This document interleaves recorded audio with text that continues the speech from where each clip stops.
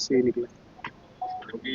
जम्मू में green building क्रांति की शुरुआत 55 करोड़ की लागत से बनेगा आईआईएम का नया रिसर्च ब्लॉक। मुख्य समाचार। केंद्र शासित प्रदेश जम्मू कश्मीर अब आधुनिक और पर्यावरण अनुकूल इंफ्रास्ट्रक्चर की ओर कदम बढ़ा रहा है। प्रधानमंत्री कार्यालय पीएमओ में केंद्रीय राज्य मंत्री डॉक्टर जितेंद्र सिंह ने आज आईआईएम जम्मू में बायोलॉजिकल ब्लॉक रिसर्च लेबोरेटरी की आधारशिला रखी। इस अवसर पर डॉक्टर सिंह ने एक बड़े बदलाव की घोषणा करते हुए कहा कि जम्मू में पहली बार ग्रीन बिल्डिंग की अवधारणा पेश की जा रही है। लगभग 55 करोड़ रुपए की अनुमानित लागत से बनने वाली यह इमारत ऊर्जा संरक्षण का एक बेहतरीन उदाहरण बनेगी। इस अत्याधुनिक ब्लॉक को इस तरह डिजाइन किया गया है कि इसमें बिजली और ईंधन की खपत न्यूनतम होगी। भवन की मुख्य विशेषताओं पर प्रकाश डालते हुए केंद्रीय मंत्री ने बताया कि इस प्रोजेक्ट में सौर ऊर्जा, सोलर पैनल्स और अन्य नवीकरणीय ऊर्जा स्रोतों का उपयोग किया जाएगा। पूरी इमारत में एलईडी लाइटिंग और ऊर्जा कुशल उपकरणों एनर्जी एफिशिएंट अप्लायंसेस का इस्तेमाल होगा। डॉक्टर जितेंद्र सिंह ने जोर देकर कहा कि यदि सभी सरकारी विभाग इस ग्रीन कॉन्सेप्ट को अपनाते हैं तो ये न केवल पर्यावरण के लिए फायदेमंद होगा बल्कि संसाधनों की भी बड़ी बचत करेगा।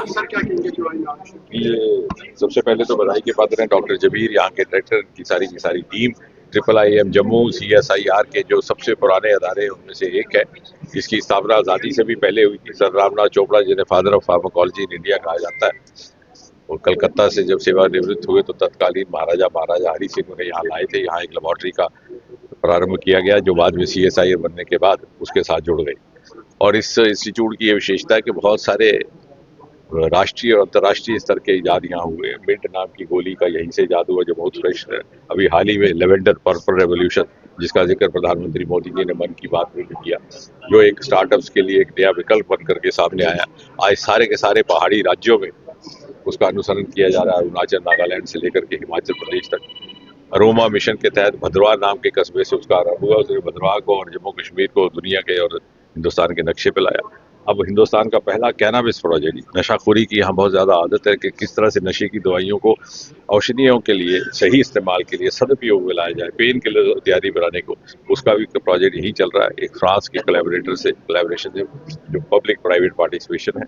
और आज एक इसमें एडिशन करते हुए एक तो हमारा पुराना जंक बिल्डिंग को रेनोवेट किया गया और दूसरी एक नई इमारत का शिलान्यास हुआ है जो लगभग 8,000 स्क्वायर मीटर में फैली हुई है।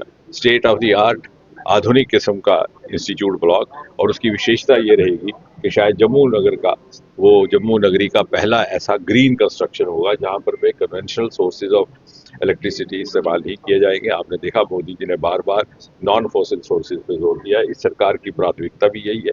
अभी हाल ही में हमने शांति एक्ट लाया जिसके तहत हमने अपने लिए 2047 तक 100 गीगावाट क्लीन एनर्जी न्यूक्लियर का लक्ष्य रखा है।